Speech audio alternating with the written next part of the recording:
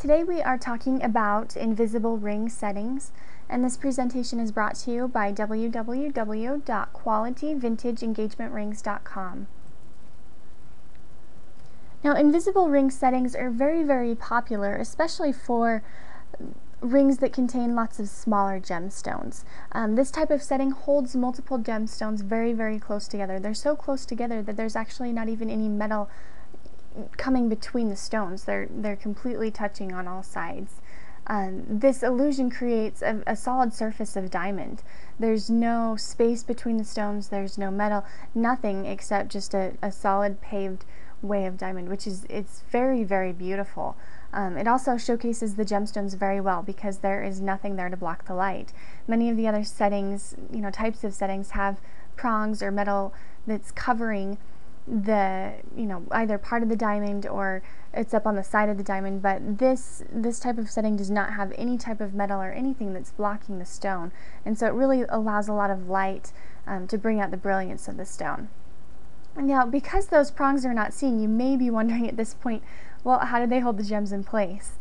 And how it works is the prongs are placed just below the girdle of the stone.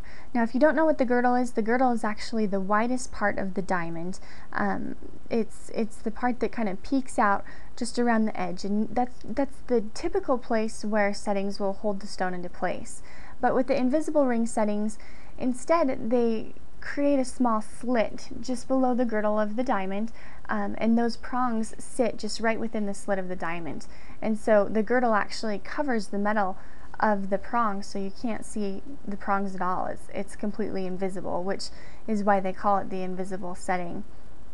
There are several advantages and one disadvantage to using an invisible ring setting for your wedding ring. To start off with, the disadvantage is that this type of setting is very difficult to resize. Each individual setting needs to be custom made to the gemstones that are being used, and so you don't have the ability to make the ring bigger or smaller if your ring size changes. And so that is just the one disadvantage, but there are plenty of other advantages that make this a very desirable ring setting. First of all, you can take several smaller diamonds and make it look like one larger diamond.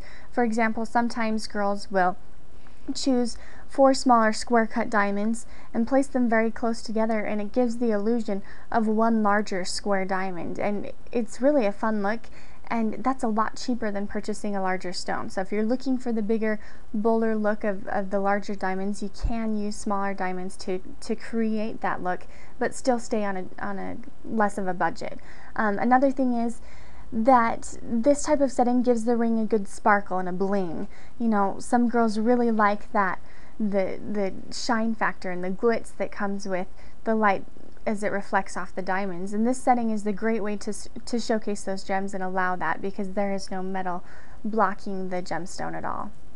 So that's just a brief overview of invisible ring settings.